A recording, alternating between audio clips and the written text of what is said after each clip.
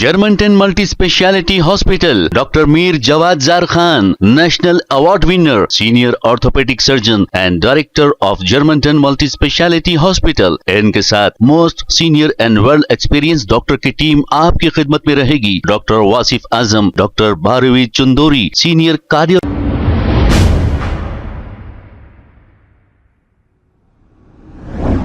अस्सलाम वालेकुम नाजरीन, 7H न्यूज सच को रखे आपके आगे।